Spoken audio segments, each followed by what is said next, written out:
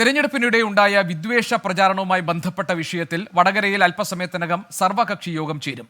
Police വിളിച്ച യോഗത്തിൽ Kannur range DIG പങ്കെടുക്കും. യോഗത്തിൽ കോൺഗ്രസ് പങ്കെടുക്കുമെന്ന് Kozhikode DCC president advocate Praveen Kumar പറഞ്ഞു.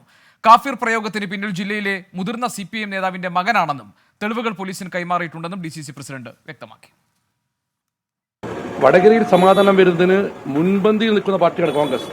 പക്ഷെ ഒരു കാര്യം ഞങ്ങൾ ആ യോഗത്തിൽ ആവശ്യപ്പെടാൻ പോകുന്നത്, വടകരയിൽ ഏറ്റവും വലിയ വർഗീയ വിദ്വേഷ പ്രചരണമുണ്ടാക്കിയ, വർഗീയ ധ്രുവീകരണത്തിന് സഹായകരമായ രീതിയിൽ നീതീകരിക്കാനാവാത്ത പ്രയോഗം നടത്തിയ, വ്യാജ ID ഉണ്ടാക്കി കാഫർ പ്രയോഗം നടത്തിയ യഥാർത്ഥ പ്രതിയെ നിയമത്തിന് മുമ്പിൽ കൊണ്ടുവരാൻ പോലീസ് ഊർജിതമായ ശ്രമം നടത്തണമെന്നാണ് ഞങ്ങളെ യോഗത്തിൽ ഉന്നയിക്കാൻ വന്ന ഒരു കാര്യം. ഇതിൽ വടകരയിലെ സമാധാനത്തിന് ഭംഗം വരുത്തിയ ഏറ്റവും മോശം പ്രചരണം ആ പ്രയോഗമാണ്, ആ ശ്രമമാണ്. ആ ശ്രമത്തിലെ പ്രതികളെ, ആ ശ്രമം നടത്തിയ പ്രതികളെ ഇതുവരെ കണ്ടുപിടിച്ചിട്ടില്ല.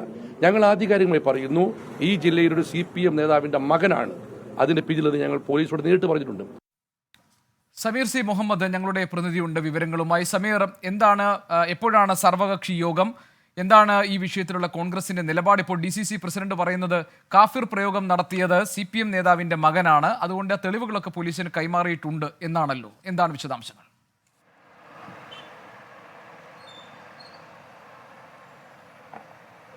ഗോപി, തെരഞ്ഞെടുപ്പ് പ്രചാരണ വേളയിലും പിന്നീട് തെരഞ്ഞെടുപ്പിന് ശേഷവും വലിയ രീതിയിലുള്ള വിമർശനങ്ങളുമായിക്കൊണ്ടാണ് ഇടത് വലത് മുന്നണികൾ വടകരയിൽ മുന്നോട്ട് പോകുന്നത്. വലിയ രീതിയിലുള്ള അനിഷ്ട സംഭവങ്ങളിലേക്ക് അത് വഴിവെക്കുകയും ചെയ്തു. അത് ഏറ്റവും പ്രധാനപ്പെട്ട ഒരു കാര്യമാണ്. പ്രചാരണ വേളയിൽ വാട്സപ്പ് ഗ്രൂപ്പുകളിൽ പറഞ്ഞിട്ടുള്ള ഈ കാഫിർ പ്രയോഗം.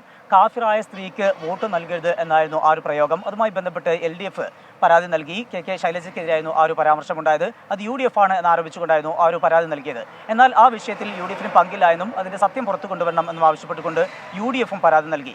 ഇതുമായി ബന്ധപ്പെട്ട് ഈ ആരോപിക്കപ്പെടുന്ന വ്യക്തി പോലീസിൽ ഈ ഫോൺ സറണ്ടർ ചെയ്തിരുന്നു. അതുമായി ബന്ധപ്പെട്ട പരിശോധന പൂർത്തീകരിക്കുകയും ചെയ്തു. പക്ഷേ അതിൽ കണ്ടെത്താൻ കഴിഞ്ഞിട്ടില്ല. അത് ആ ആരോപിക്കപ്പെട്ട വ്യക്തിയുടെ ഫോണിൽ നിന്ന് അത്തരമൊരു സംഭവം ഉണ്ടായിട്ടില്ല എന്നുള്ളതാണ് ഇതുമായി ബന്ധപ്പെട്ട കണ്ടെത്തൽ. പക്ഷേ ആരാണ് ഇത് ചെയ്തിട്ടുള്ളത്? ഈ കാഫിർ പ്രയോഗം നടത്തിയത്, വലിയ രീതിയിലുള്ള വർഗീയ പരാമർശമായിട്ടുള്ള ഈ കാഫിർ പ്രയോഗം നടത്തിയത് ആരാണ് എന്ന് പോലീസ് ഇതുവരെയും കണ്ടെത്തിയിട്ടില്ല. ആ ഒരു പശ്ചാത്തലത്തിലാണ് ഇന്നിപ്പോൾ ഈ സർവകക്ഷി യോഗം വിളിച്ചിട്ടുണ്ടെങ്കിലും അതിൽ പങ്കെടുക്കും എന്ന് കോൺഗ്രസ് വ്യക്തമാക്കുന്നു. അതേസമയം തന്നെ ഈ ഇത്തരം ഒരു വർഗീയ പരാമർശം നടത്തിയ വ്യക്തിയെ കണ്ടെത്താതെ പോലീസ് ഒളിച്ചു കളിക്കുകയാണ്. പോലീസ് CPIM-ന്റെ പോഷക സംഘടനയായിക്കൊണ്ട് പ്രവർത്തിക്കുന്നു എന്നാണ് DCC പ്രസിഡന്റ് ആരോപിക്കുന്നത്. ഒപ്പം തന്നെ ഇതുമായി ബന്ധപ്പെട്ട് ജില്ലയിലെ മുതിർന്ന CPIM-ന്റെ നേതാവിന്റെ മകന് ഇതിൽ പങ്കുണ്ടെന്നും ആ വ്യക്തിയാണിത് നടത്തിയിട്ടുള്ളത് എന്നുള്ള ആരോപണം കൂടി UDF മുന്നോട്ട് വയ്ക്കുന്നുണ്ട്. അത്തരമൊരു പശ്ചാത്തലം നിൽക്കുമ്പോഴും ഈ പ്രതിയെ കണ്ടെത്തിയിട്ടില്ല എന്നുള്ളതാണ് ഏറ്റവും പ്രധാനപ്പെട്ട കാര്യം. ഈ വേളയിൽ ഇന്ന് 11 മണിക്ക് ആലുവ റൂറൽ SP-യുടെ ഓഫീസിലാണ് ഇത്തരത്തിലുള്ള സർവകക്ഷി യോഗം ചെയ്യുന്നത്. പ്രധാനപ്പെട്ട നേതാക്കളെല്ലാം തന്നെ പങ്കെടുക്കുന്നുണ്ട്. ശരി, പ്രധാനപ്പെട്ട നേതാക്കളൊക്കെ തന്നെ ഈ സർവകക്ഷി യോഗത്തിൽ പങ്കെടുക്കും. അതിനകത്ത് സമാധാനപരമായ തീരുമാനങ്ങൾ ഉണ്ടാകും എന്ന് നമുക്ക് പ്രതീക്ഷിക്കാം. സമീർ C. മുഹമ്മദ് ഞങ്ങളുടെ പ്രതിനിധിയാണ് കോഴിക്കോട്ട് നിന്ന് വിവരങ്ങൾ നൽകിയത്.